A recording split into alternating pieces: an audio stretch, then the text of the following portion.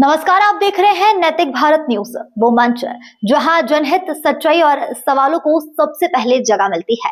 मैं हूं साक्षी और अब शुरुआत करते हैं इस वक्त की सबसे बड़ी और अहम खबरों के साथ। आमा में आयोजित इस सम्मेलन में आशा फैसिलिटेटरों को आशा की भूमिका, उनसे अपेक्षित कार्य प्रभावी कार्य प्रणाली तथा रिकॉर्ड संधारण के संदर्भ में प्रशिक्षण भी दिया गया।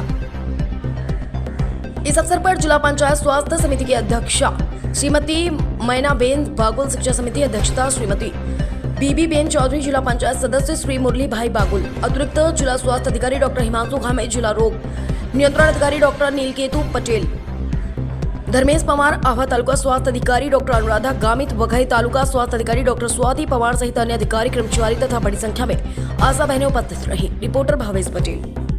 डांग जिला में अंदर आरोग्य शाखा द्वारा आशा वर्कर बहनों અને આશા ફેસિલિટેટર બહેનો માટેનું સંમેલનનું આયોજન કર્યું હતું। સાથે સાથે પંચાયત રાજ ચૂંટાયેલા જે જનપ્રતિનિધિઓ છે એમનો પણ એક કાર્યક્રમ કરવામાં આવ્યો હતો। આ સમગ્ર કાર્યક્રમની અંદર અમારા આરોગ્ય સમિતિના ચેરમેન શ્રી, શિક્ષણ સમિતિના ચેરમેન શ્રી, જિલ્લા પંચાયતના સદસ્યો, અમારા ડીએચઓ શ્રી, અધિકારીગણ, ચૂંટાયેલા પ્રતિનિધિ અને ખૂબ મોટી સંખ્યામાં અહીં આશા બહેનો, આશા ફેસિલિટેટર બહેનો હાજર રહ્યા હતા।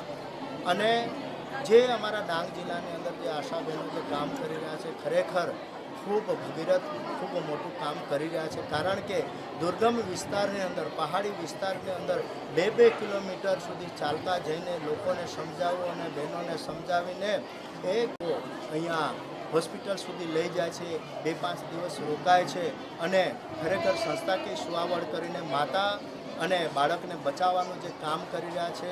તો આ તબક્કે અમે બધા જ આશા બહેનોને, અમે બધા જ લોકોએ ખૂબ અભિનંદન પાઠવ્યો હતો।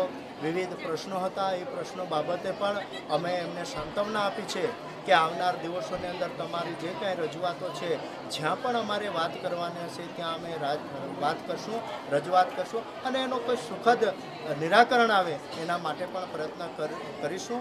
અને ફરીથી અમે બધા જ લોકોએ આ અમારા ડાંગની આશા બહેનો અને આશા ફેસિલિટેટર બહેનોને અમે ખૂબ અભિનંદન પાઠવીએ છીએ। કારણ કે આમના કારણે અમારા ડાંગ જિલ્લાની અંદર ઘરે ઘર સુધી જે યોજનાઓ છે એ યોજનાઓ પહોંચી છે, એનો લાભ લોકોને મળી રહ્યો છે। આભાર।